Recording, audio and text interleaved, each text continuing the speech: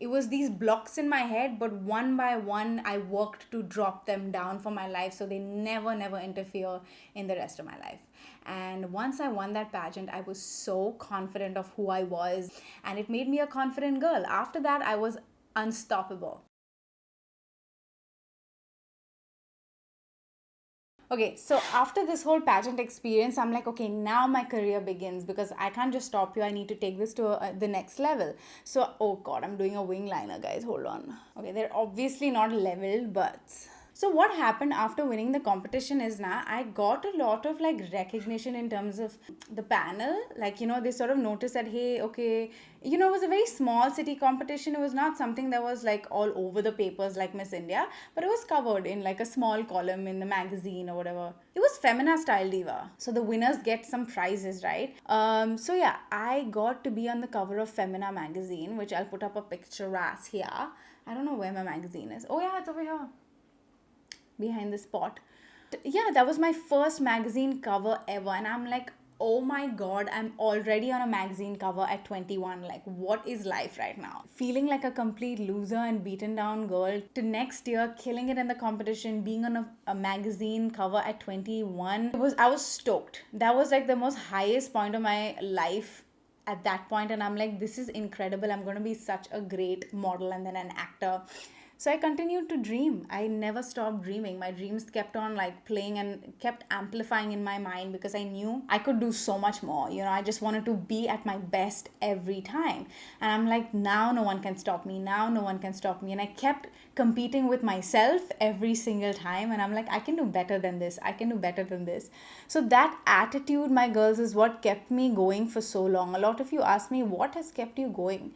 So I feel like there were so many chances in my life where I could have been beaten down, right? I could have sulked, I could have quit, give up on life, got to a regular 9 to 5 job. But I'm like, no, I'm not meant to do like, not that there's anything wrong with a 9 to 5. Don't get me wrong. I was just not meant for that world. I knew I wanted to be in the world of art, something in front of the camera is my best friend, and I knew I wanted to be in front of the camera no matter what it was. And I was expressive, and I was like, that's how I never gave up on myself, because I believed that I could do it. Yeah, my failures and my shortcomings are not going to win.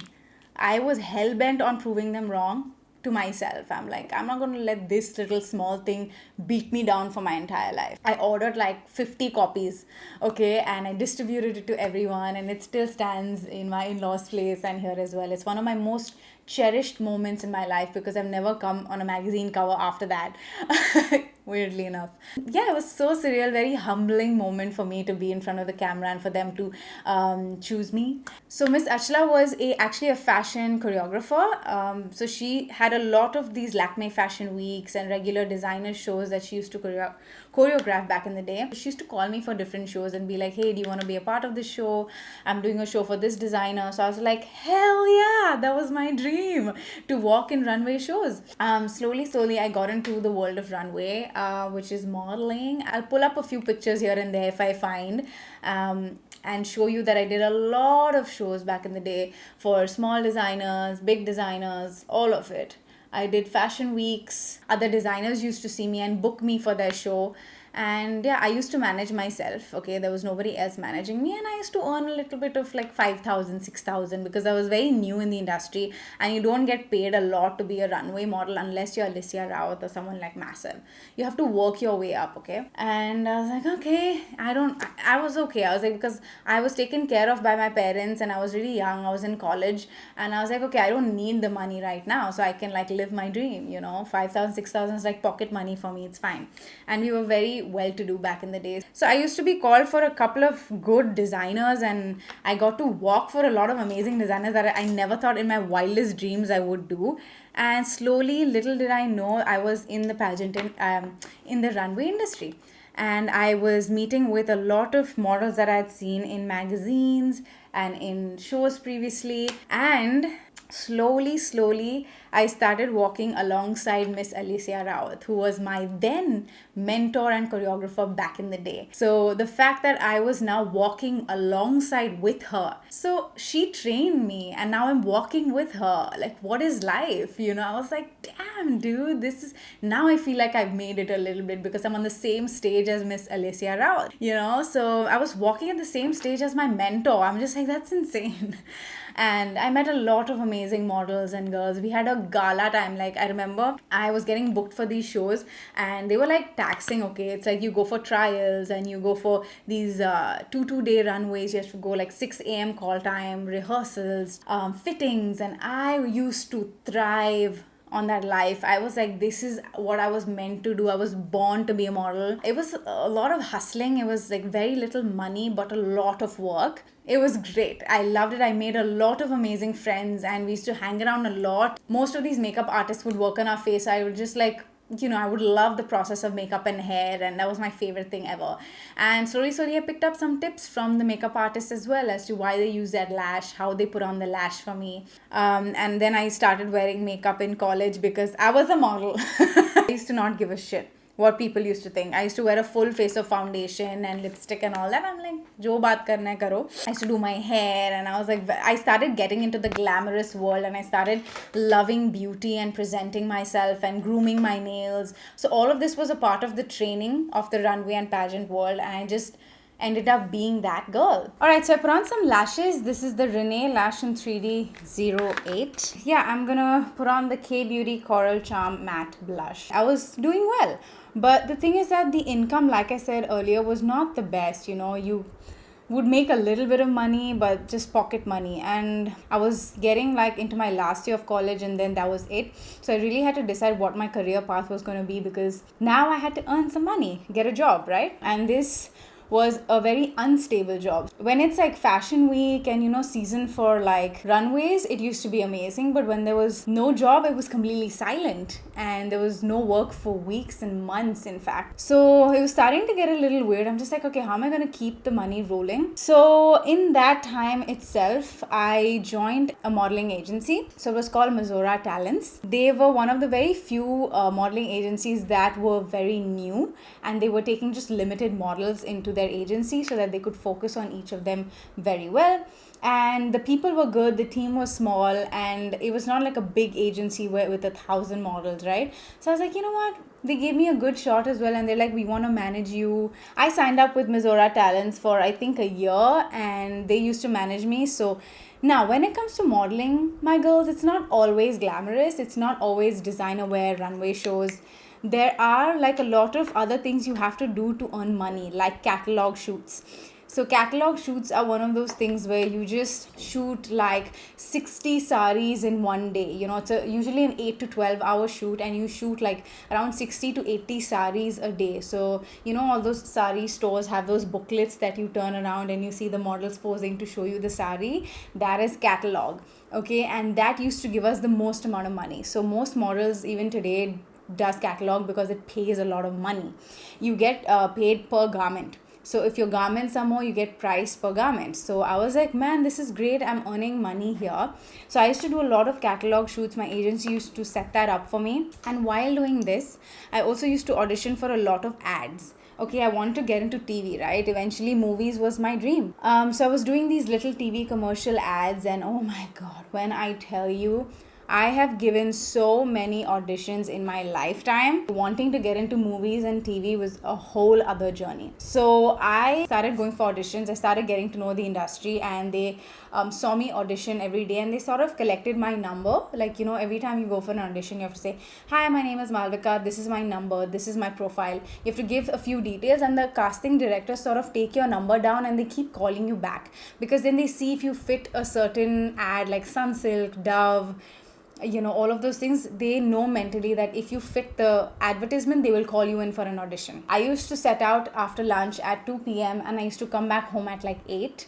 I used to go to studios, different studios, wait outside the line. There are like 50 girls and guys waiting for their chance to get into the industry. Somehow someone just accepts them, and that was my journey as well, just waiting for an approval and validation from some client who would approve that I'm the best face for this brand and that they would take me. There were multiple cosmetic ads as well, I think Lakme and like Dove, a lot of hair brands, Clean and Clear, Suitcase, like every brand under the sun I have auditioned for. Okay, so just trying to impress the clients, trying to impress the casting director was a whole other thing. Being able to perform in front of like 50 odd people just looking at you like this, you just had to perform. There was no like separate room and stuff. In front of everybody, you had to give your best shot.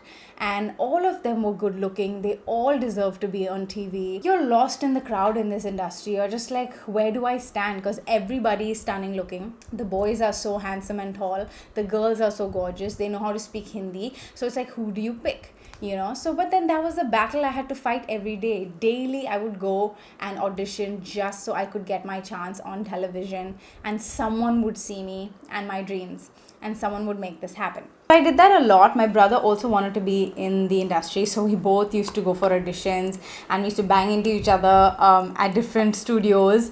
And yeah, just take an auto everywhere. Struggle, that is the struggling period of an actor. So I continued doing this for a year or two, and I just kept doing it until I got my chance. I never really did. So I remember getting into one or two advertisements, but that never came on TV. It always got cancelled. So it was not the best thing for my like self-esteem and my confidence, because I kept getting rejected all the time from so many auditions that I used to go. I used to come so close where they would call me and say, well, you're shortlisted, you're almost done, I'll call you tomorrow and tell you if you're in. And I used to never get the call.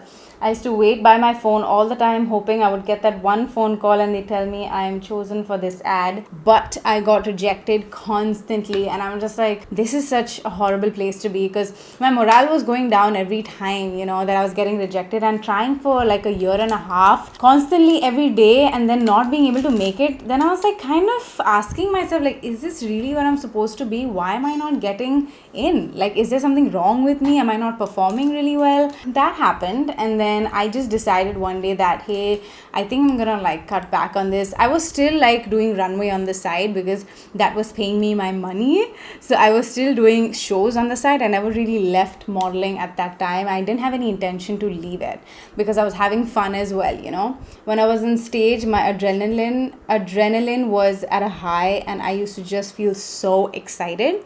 So I kept doing it, and my parents were okay with that as well. I was earning a decent amount of money. Then I got into this MTV reality show called India's Next Top Model, and that's where y'all know me most from. A lot of you have been following my journey since INTM days.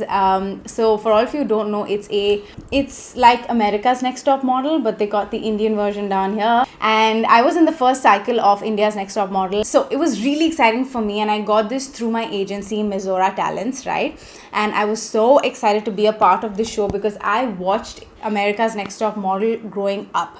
Like that, Tyra Banks was my role model. Okay, I was like, this is who I want to be. So yeah, Tyra Banks was my everything, and I was like, if I make it to the India's Next Top Model and I win it, I will be India's next top model, and I'm gonna have a great career, and then I can get into the industry and I'm gonna be slaying, and I'm on the right path. Let's do this. I auditioned. I went through a couple of rounds of auditions for India's Next Top Model. I vividly remember this, sitting in a hall, a studio full of people, and the spotlight was on you, and you have to talk about yourself, talk about why you want to be in India's Next Top Model and what does it mean to you, and a bunch of other things. And so I went through all of those stages. So I got shortlisted, and I got into being in the first cycle of the show. So they took us for 18 days, okay?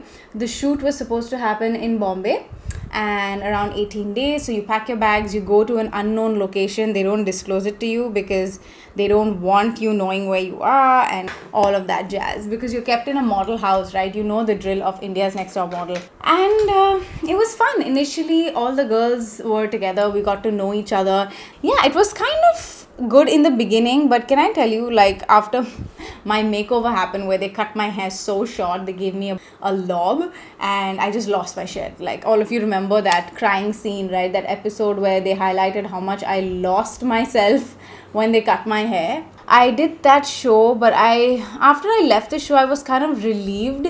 The first time I almost got close to getting disqualified, I was disheartened because I'm like, dude, no, you can't get disqualified. You have to finish the show, Mars, at least come top 3, you know. And I was a great contender. In all humility and honesty, I felt like I could do it and I could beat it, but I don't know, man. It was not an honest show. I'll tell you that. Like, I didn't find a lot of honesty in the show. By the way, my makeup is done and it looks glam and gorgeous with nowhere to go. I just felt like INTM in general was not the best experience for me because I just didn't feel like I was my honest self. And a lot of you DM me still and send me these messages on comments saying like, you were so different in India's Next Top Model. I like this you so much better.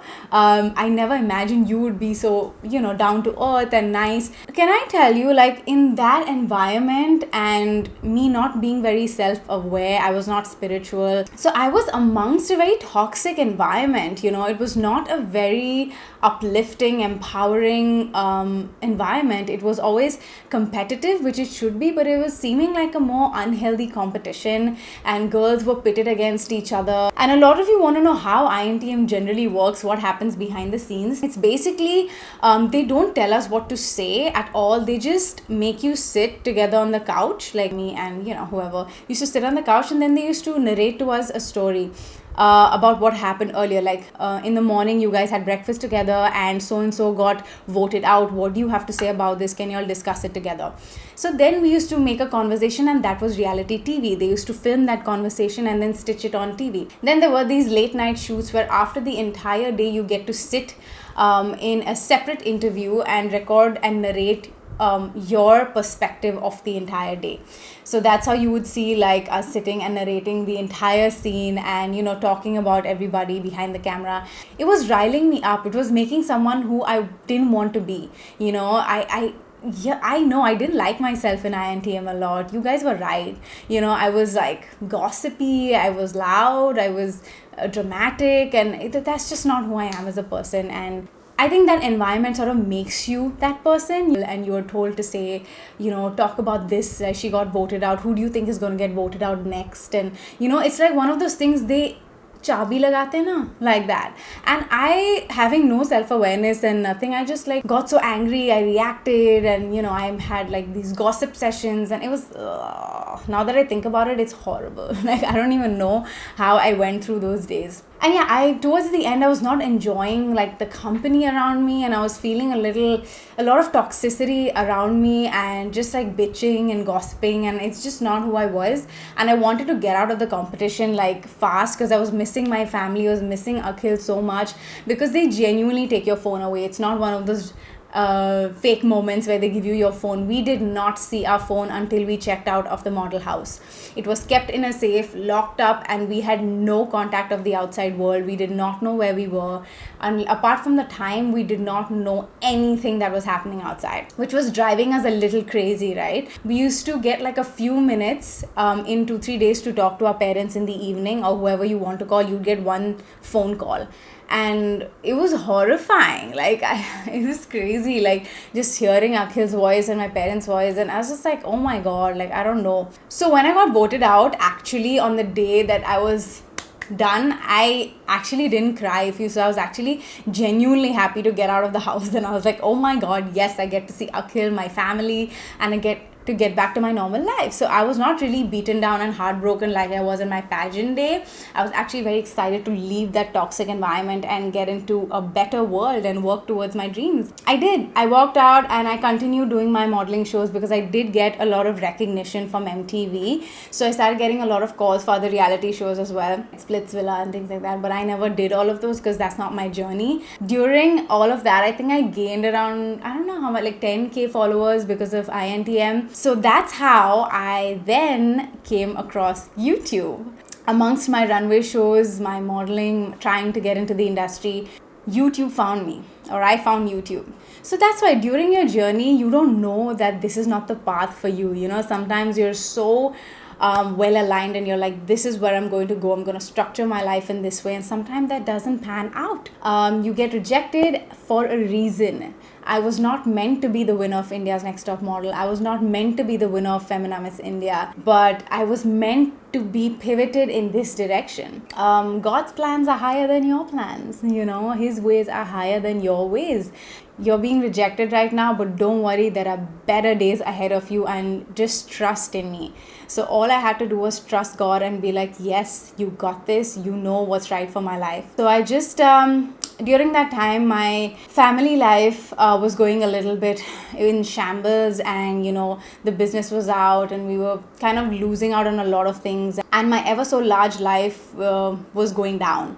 And I was seeing that happening, and I needed to do something to earn more money, because that was it. It was the turning point of my family, and we were losing everything. Okay, so I decided, well, I'm not going to make any money on the runway. And I was so in love with YouTube videos and makeup tutorials. I used to watch it in the day and in the night and in the middle. And I used to thrive and learn and study and do everything in my power to learn about makeup through my favorite YouTubers and makeup artists. I was that girl who used to hide behind the blanket and watch her YouTube videos for hours I was hungry to learn about makeup, and I had so much makeup because my mom purchased a lot for me, and I started utilizing the makeup and learning how to contour, what is blush, why do we contour, why do we apply this tone. And Akhil encouraged me to start my YouTube channel, and you know the story. He's like, why don't you start writing? So I started writing a blog, and then it didn't work out because, you know, you had copyright issues and you couldn't use images, and no one was reading at the time. It was getting visual and digital. People were watching YouTube videos, watching Instagram. So I'm like, this is not working out. No one's reading my articles. I don't know how many of you know, but my blog was called thatgirlinvogue.com. I had a website, and it was That Girl in Vogue, where I used to write a lot of these blogs. Then I turned to YouTube, and I start my first video, and I was like, with the help of my 10,000 then followers, they will receive it well.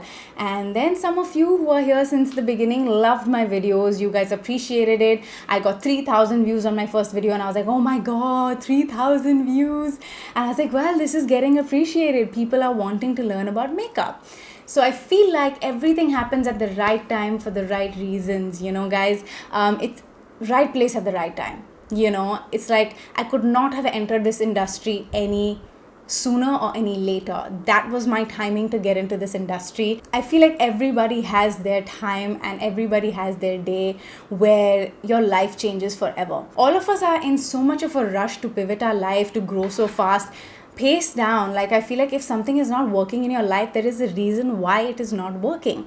So even if you're stuck, I just want to give you a few words of encouragement. Don't feel like this is the end like I did in my pageant days. I'm like, it's over. I'm never going to be a model. I'm never going to do good in life. And while being an actor was my dream, I feel like I am so fulfilled where I am right now. This platform was where I was meant to be all my life. And this is who I am. I don't know who I am without my camera. Remember what I said? I wanted to be in front of the camera. No matter what I do, I'm in front of the camera. That's all I wanted to do. And I'm the boss of me. Nobody tells me what to do. I don't work on anybody's hours or timings. I make my own money. I support my family. I'm doing everything I've ever wanted to do since I can remember, right? And that didn't have to be me being an actor. I feel like God has protected me from all the bad things. He's like, no, this industry is not fit for you. YouTube is a better route for you. You will be happy here. You will be safe. Because the industry is not safe, there's a lot of things you gotta do, and a lot of battles you have to go through in the Bollywood industry. And I don't think my Lord had that plan for me. I think He wanted a safer environment for me. Praying every day, I feel like God has His hands upon my life, and I feel like He gave me what I totally deserved. I get to work from home and in my own comfort, and everything was just right. Once I started YouTube and I got you guys, everything changed. And a lot of you ask me, how do I find my passion? How do I find what I'm meant to do? Go with the flow, try and do what you're doing. And I feel like at some point you will just know that there's a decision to be made, this or that. You just have to pick one and go with it. Wherever you are in life, just make sure you are giving your 100%, like I said before. And if that doesn't work out, there's always another door waiting to be opened, you guys. So don't feel discouraged if you haven't found your path or your pave. It took me lots to find my way. A very important story, I forgot to tell you, a very huge chunk of my career actually, which I never talk about because I completely blocked it out. So during this, when my life like went down, like all of us in the family had to really get up and earn money to survive. We were in this place where YouTube was just picking up for me and I was not making enough money, right? There was not brand deals coming to me like now, and there was not enough money. It's like so difficult to earn money on YouTube. So you can't choose this as a career. This is not a career you can choose alone. Sometimes it doesn't work out and you have to have a plan B. So I did definitely take up a job in the middle. I worked in a company called Reposo. It's a fashion app, and I was pushed to work in it because I needed to earn some money to make my rent along with my brother. But I joined that job. It was a 9 to 5. I went by metro train. I walked in the sun. Like, I did everything that I'm supposed to do. I didn't have a lot of money, but I did not last 2 days in that office. I got through the interview. I joined. Second day, I wrote a letter of my resignation. I'm like, I'm sorry, but this does not feel like me. Okay, even though I had to work to earn money for my family, I know this would help my family a lot. Something in me said, this is not your life. This is not your path. Don't sit in this job. It is not your destination. I quit in 2 days, and Akhil was a little upset at that point. He's like, you didn't even give it a chance. You know, your family needs you. How can you, it's like, how can you choose your dreams over your necessity? I needed the money more than anything. You know, I could not just wait for my dreams to come true. I didn't have the time. But I went against all odds, and I'm like, no, I'm going to give YouTube a chance because that did not feel like me, and this is not my life. I'm meant to do something more better. Just give me a few months to make this true. Just give me a few months. I quit my job. I went back to YouTube and I kept pushing, but I needed more money. We needed money. I know enough makeup now. Let me teach makeup. So I started makeup classes. I don't know if you guys remember, but I started putting out these stories about if anyone wants to learn makeup, please call me or DM me. And I taught, I think, 10 girls. They came to my house and I used to teach them makeup, and I used to take some money for that because I needed it. So I gave them a makeup course of 5 days and I taught them basics of makeup. And they used to come to my house, take notes. I don't know who these 5 girls are. Please reach out to me if you're one of them. I used to take makeup classes back in the day just to earn enough to make the rent and groceries 4 years ago, but I could, and then I could survive and float because of these makeup classes. And then I started getting some brand deals from YouTube, so I had that buffer. It's not like I was waiting for YouTube to pay me. I did my makeup classes. I tried to get some money while I was doing YouTube videos on the side. That's my journey. I did a lot before I could find my passion, and this job fulfills me so much. I'm so much at peace. Just want you to know that this is not everyone's journey, and it doesn't pan out to be like this. There's of course a lot more that went behind in my personal life as well, which you all know is so crazy. I went through so many turmoils and disturbances mentally, and I started crying, and I was angry, I was sad, I was mad at everyone, you know. It was not an easy journey. I just didn't like wake up with this dream of becoming a YouTuber and made it. No, man, I was there at the right time when I had to be. That's why I was rejected from all of those pageants and platforms, and 2 years of auditioning to get into the industry. I was rejected by every single ad audition that I went to because I had to be here. I had to come here eventually. This was my spot. yeah, I'm gonna end it here because I think it's gonna be an hour-long video. Thank you so much for watching and listening to me. Just do what you're doing, keep at it, and I promise you, you will get somewhere. Life is much better than this. Your struggles are a part of you, it's a part of your life, it's not your life forever, and you have the power to change your life. Okay, the keys are in your hands. Just make sure you are honest with who you are, you're praying to God, you have faith that He's going to put you in the right place, and just be true to yourself. I just know this, like after INTM I realized that no man, I need to be authentic, I need to be 100% Malvika wherever I am, and that is my secret power, it's my secret weapon, that I am me no matter where I am, and I love myself 100%, and I'm not hard on myself anymore. I don't reject myself, I don't sulk, I don't put myself down, I lift myself, I forgive myself, I'm kind to myself, I give myself multiple chances to do better, and I think that's why I'm able to be where I am today. Thank you, Jesus. Of course, He's number one for me, and I give Him all the glory and credit for where I am today, plus my hard work. So yeah, thank you guys for watching. I love you so much, and I hope you love this makeup look. I think it's pretty rad, huh? I love you, and I will see you in my next video.